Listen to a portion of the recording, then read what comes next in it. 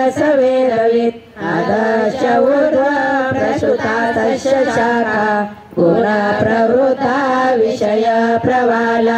आदर्श मूलान्यनुसन्ततानि कर्मानुबन्धीनि मनुष्यलोके न रूपमस्य तथोपलभ्यते नान्तो न चादिर्न च सम्प्रतिष्ठा अश्वत्थमेनं सुविरूढमूल मसङ्गशस्त्रेण दृढेन चित्वा ततः पदं तत्परिमार्गितव्यं यस्मिन् गता न निवर्तन्ते भूया तमेव चाद्यं पुरुषं प्रपद्ये यतः प्रवृत्ते प्रसुता पुराणि निर्माणमोहाजितसङ्गदोषा अध्यात्मनित्या विनिरुद्धकामा द्वन्द्वैर्विमुक्ता सुखदुःखसंज्ञैर् गच्छन्त्यमूढा पदमव्ययं तत् न तद्भासयते सूर्यो न शशाङ्को न पावकः यद्गत्वा न निवर्तन्ते तद्धाम परमं मम ममैवांशो जीवलोके जीवभूतः सनातनः मनःषष्ठानीन्द्रियाणि प्रकृतिस्थानि कर्षति शरीरं यद्वाप्नोति यच्चाप्युत्क्रामतीश्वरः गृहेत्वैतानि संयाति वायुर्गन्धानि वाशयात् श्रोत्रं चक्षुस्पर्शनं च रसनं घ्राणमेव च अधिष्ठाय मनश्चाय विषयानुपसेवते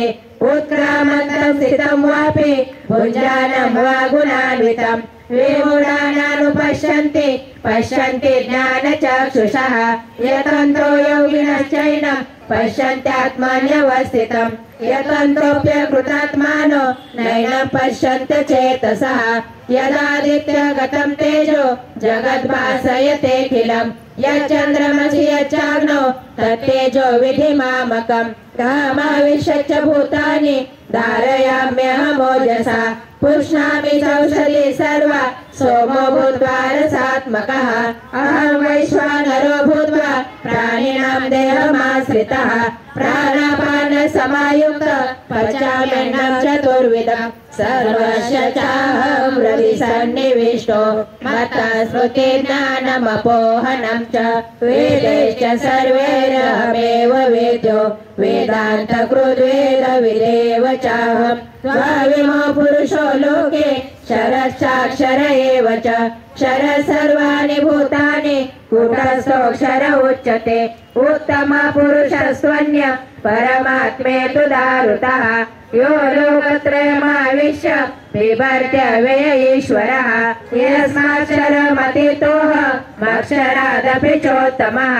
अतोऽस्मि लोके वेदे च प्रथितः पुरुषोत्तमः यो मामेव सम्मूढो जानाति पुरुषोत्तमं स सर्वमिमं मां सर्वभावेन भारत इति गुह्यतमं शास्त्र निगमुक्तं मया नघ एतद्बुद्ध्वा बुद्धिमंशत् कृतकृतश्च भारत हरि ओं तत्सदिति श्रीमद्भगवद्गीतासूपनिषत्सु ब्रह्मविद्यायां योगशास्त्रे श्रीकृष्णार्जुनसंवादे पुराणपुरुषोत्तमयोगो नाम पञ्चदशोऽध्यायः। श्रीकृष्णार्पणमस्तु।